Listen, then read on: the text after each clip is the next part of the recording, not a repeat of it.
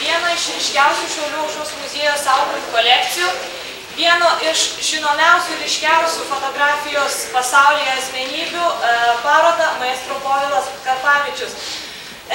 Čia šioje parodoje, fotografijų parodoje pristatomos tiek fotografijos, tiek ir dokumentinė medžiaga, skirta autoriaus 100-osios gimimo metinėms paminėti. Povilas Karpavičius, maestro Povilas Karpavičius 20-ame amžiuje išgarsėjo kaip fotografijos technikų meistras, išradėjas, fotomeno propaguotojas, vienas iš spalvotojos fotografijos meistrų bei pradininkų Lietuvoje, lietuviškų fotografijos vadovėlio autorius bei pedagogas. Ir šioje parodoje pristatome mes vienus iš žinomiausių fotografo darbus, kurie pelnė tikrai nemažai apdovanojimų, kurie yra žinomi, galbūt mažiau žinomi jaunų fotografų, bet fotografijos grandų tai tikrai yra nepamiršti ir žinomi darbai.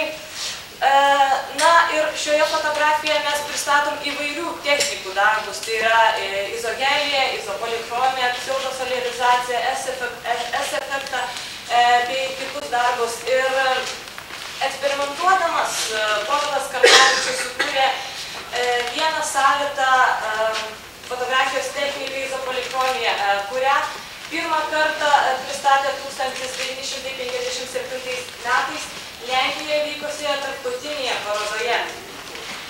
Taip pat būtina paminėti, kad karo metais Povilo Karpavičiaus šeima nebuvo galimybei padėjo persekiotiems žydams ir 1995 metais Holokausto kankinių ir didvyrių atminimo organizacija Izraelio parlamento įsakų sukurta suteikė Alektinai bei Povilui Karpavičiams pasaulio teisuolių vardus.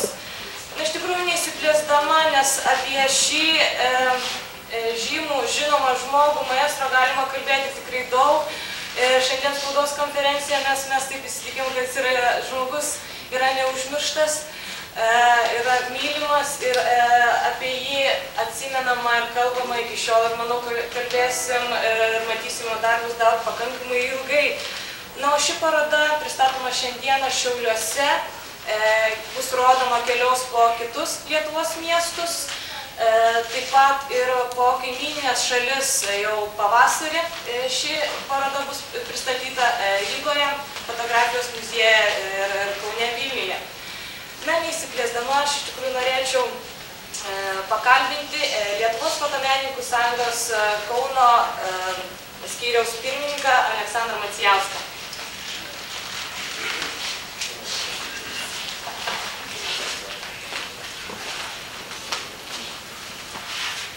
Aš nenorėčiau ilgų kalbų šnekėti, tik tai šiandien matydama šitą ekspoziciją esu tikrai giliai sujaudintas, kad tikrai Kaunų Šiaulių muziejus, reiškia kaunietį Karpavičių, reiškia šitai pristatė, tarsi vėl prikėlė iš numirusių jo šimtmečių. Apie šitą žmogų tiek pasakysiu, tai buvo kovotojas už fotografiją. Buvo primirštas daug metų, apie jį tarsi jo ir nebūtų. Tai nebuvo, reiškia, neminėjimas nei apžvalgose, nei straipsniuose ir taip toliau. Sovietiniu laikotarpiu gal tai, kad buvo labai ekskaluojama Cartier-Bressono, reiškia, ta akimirkos, lemiamoji akimirka, reiškia, ta fotografija reportažinė, o jisai daugiau propagavo fotografiją dekoratyvę, tą meninę fotografiją su įvairiom technikom.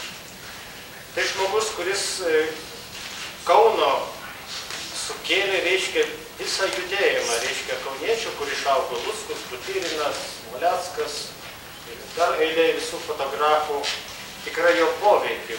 Reiškia, jo paskaitų metu, jo bendravimo metu, žmogus, kuris išdrįsdavo pasakyti to laiko, reiškia, Maskvos fotografijos vadam, kur neišdrįsdavo daugelis mūsų.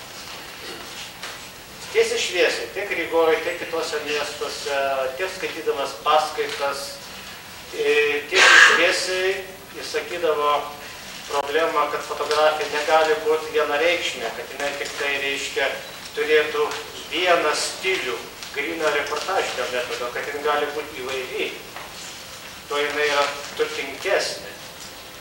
Aš manyčiau, kad Karpavičių turbūt reiktų nuo 60 metų statyti vieną gretą šalia mūsų didžiųjų reformatorių fotografijų judėjimų kaip Antano Sutkaus, Antano Dilio ir Povilo Karpavičiaus. Man atrodo, šitie trys vyrai tą didįjį sujudimą darė Lietuvoje ir dar kartą norėčiau kauniečių vardu, mūsų čia desantas, čia yra mūsų didžiausi fotografai atvažiavę, pagerb Povilą Karpavičių, norėčiau padėkoti Šiaulių muziejui. Tai yra nuostabus renginys ir ačiū už humanišką, tokį gražų požiūrį fotografiją ir tikiuosi, kad išeis apie jį knyga. Ačiū dar kartą visiems.